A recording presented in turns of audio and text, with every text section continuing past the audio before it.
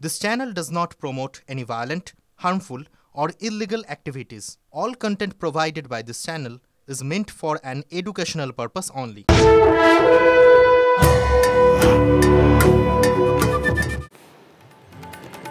ফিরে এলাম ব্রেকের পর। রাজ্যে 3টি কেন্দ্র সহ গোটা দেশে 102টি কেন্দ্রে আজকে ভোট গ্রহণ চলছে। গোটা দেশের বিভিন্ন প্রান্তে রয়েছেন আমাদের টিভি9 বাংলার সহকর্মীরা, পাশাপাশি এই রাজ্যের বিভিন্ন প্রান্তে রয়েছেন আমাদের সহকর্মীরা। এই মুহূর্তে কোন কোন সহকর্মী রয়েছেন চট করে দেখে নেই। এই মুহূর্তে আমার সঙ্গে রয়েছেন জ্যোতির্ময়, রয়েছেন শ্রাবন্তী, রয়েছেন প্রসেনজিৎ এবং সুমন। যাবো একে একে, তবে এই মুহূর্তে বড় খবরের দিকে নজর রাখতেই হচ্ছে। সব থেকে বড় খবর,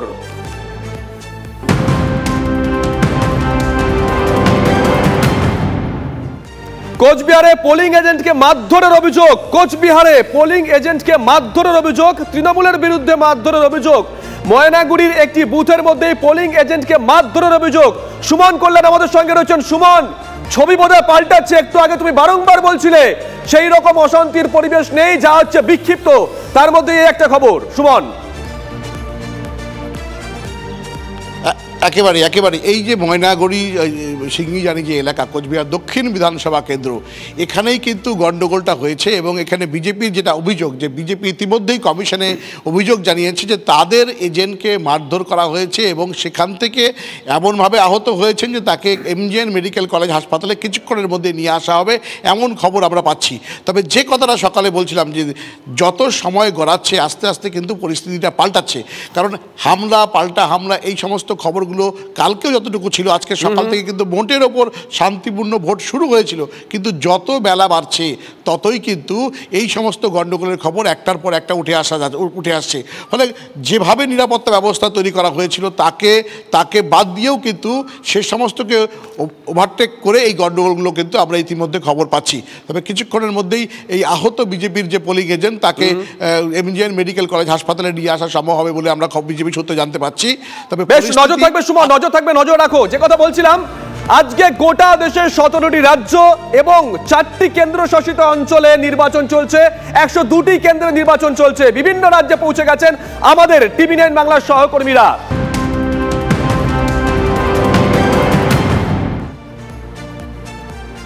বেলা বাড়ছে, অশান্ত হচ্ছে কোচবিহার। আরো একটা বড় খবর, বিজেপির বুথ সভাপতিকে মারধরের অভিযোগ। মাথা ফাটলো বিজেপির বুথ সভাপতির। কোচবিহারের চান্দামারিতে ব্যাপক উত্তেজনা। তৃণমূলের বিরুদ্ধে হামলার অভিযোগ বিজেপির, হামলার অভিযোগ অস্বীকার তৃণমূলের।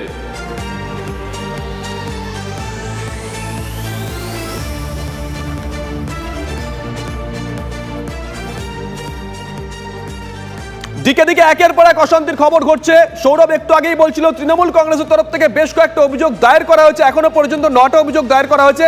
নির্বাচন কমিশন থেকে রয়েছেন আমাদের সহকর্মী শ্রাবন্তী। শ্রাবন্তী, কি আপডেট এই মুহূর্তে?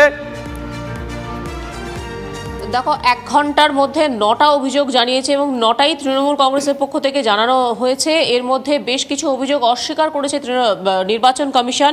এর মধ্যে 226 এবং 27 নাম্বার বুথের কথা উল্লেখ করেছিল তৃণমূল কংগ্রেস। যেটা ওয়েবকাস্টিংয়ে এখনো পর্যন্ত নির্বাচন কমিশন দেখে জানিয়েছে যে সেখানে ভোট প্রক্রিয়া স্বাভাবিকভাবে চলছে। বিভিন্ন জায়গা থেকে বিজেপি থেকে শুরু করে তৃণমূল কংগ্রেস যে অভিযোগগুলি করেছে সেখানে প্রাথমিকভাবে সেই অভিযোগগুলি খতিয়ে দেখা হচ্ছে নির্বাচন কমিশনের পক্ষ থেকে। যেহেতু প্রায় 5800 যে বুথ রয়েছে সেখানে প্রত্যেকটি জায়গাতেই ওয়েবকাস্টিংয়ের ব্যবস্থা রয়েছে। সাধারণত এখানকার যে কন্ট্রোল রুম রয়েছে সেই কন্ট্রোল রুম থেকে সেই ওয়েবকাস্টিং সরাসরি সেখানে সেই মুহূর্তে দেখা হচ্ছে। 1 ঘন্টা পার হয়ে গেছে। বেশ কিছু ঘটনা ঘটলেও সেগুলির নির্বাচন কমিশনের বক্তব্য, যেহেতু সমস্ত জায়গায় ভোট প্রক্রিয়া স্বাভাবিক চলছে এবং এখনো পর্যন্ত যে সরাসরি ভোটাররা বাধাপ্রাপ্ত হয়েছে এমন কোনো ঘটনা ঘটেনি, তাই আপাতত মোটের উপর নির্বিঘ্নে ভোট চলছে বলা যায়। শুধুমাত্র একটি ঘটনা ছাড়া, যেখানে গতকাল মধ্যরাতে জওয়ানের মৃত্যু ঘটেছে। কেন তার মৃত্যু ঘটেছে, সত্যি কি শুধুমাত্র হৃদরোগে আক্রান্ত হয়ে তার মৃত্যু হয়েছে, সেটার জন্য এই পোস্টমর্টেম রিপোর্ট আসলে নির্বাচন কমিশন সিদ্ধান্ত নিয়ে জানাবে। তবে মোটের উপর ভোট প্রক্রিয়া স্বাভাবিক, এমনটাই দাবি নির্বাচন কমিশনের। সঙ্গে থাকা শ্রাবন্তী, আসবো তোমার কাছে। শীতলকুচির দিকে নজর রাখতে হচ্ছে। প্রসেনজিৎ আমাদের সঙ্গে রয়েছেন। প্রসেনজিৎ, কোচবিহার থেকে দেখছি আমরা বিক্ষিপ্ত অশান্তির খবর সামনে আসছে। শীতলকুচি, সকালে তুমি দেখাচ্ছিলে সেখানে ভোটাররা আশ্বস্ত হয়েছেন, তারা বলছেন পর্যাপ্ত নিরাপত্তা রয়েছে, কোনো অশান্তি এবার হবে না, তাই সকাল সকাল আমরা ভোট দিতে চলে এসেছি। বেলা গড়াচ্ছে 8টা 6। এখনো কি একই ছবি, না ছবি পাল্টাচ্ছে? একদম, দেখো কমিশনের কাছে সবচেয়ে বড় চ্যালেঞ্জ ছিল এবারে এই প্রথম পর্যায়ের ভোটে বাংলায়, বিশেষ করে এই কুচবিহার জেলাতে অশান্তি এড়ানো, যে কারণে বিশেষ পুলিশ পর্যবেক্ষক নিয়োগ করা রয়েছে, সাধারণ পর্যবেক্ষক আছেন, বুথে বুথে ওয়েবকাস্টিং হচ্ছে। কিন্তু আমি এই ছবিটাও দেখাবো, এই ছবিটা বোধহয় কিছুটা হলো সদর্থক ছবি।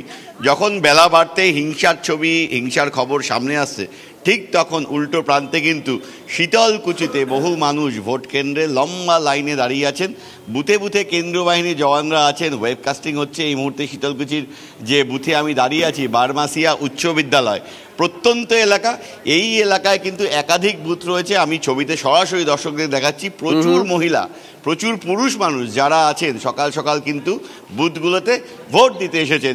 এই সেই শীতলকুচি, যে শীতলকুচি গতবার বিধানসভা নির্বাচনের আগে শিরোনামে আসে, এবং সেই আতঙ্ক কাটিয়ে আরও একবার পর্যাপ্ত কেন্দ্রীয় বাহিনীর সাহায্য নিয়ে বড় ধরনের গণ্ডগোলের খবর এখনও নেই, বুথে বুথে পাহারা চলছে। আমি একবার কথা বলার চেষ্টা করি সাধারণ মানুষের সঙ্গে যারা ভোটের লাইনে এসেছেন। দিদি, আপনার নাম কি? সকাল সকাল ভোট দিয়ে দেবেন? হ্যাঁ, সকাল সকাল ভোট দিয়ে দেবো। এই এলাকাগুলো তো মাঝে মধ্যেই গন্ডগোল হয়, মানে এখানে ওখানে ভয় ডর কিছু আছে না? না না, আজকে ঠিক আছে। বেশ, নজর থাকবে।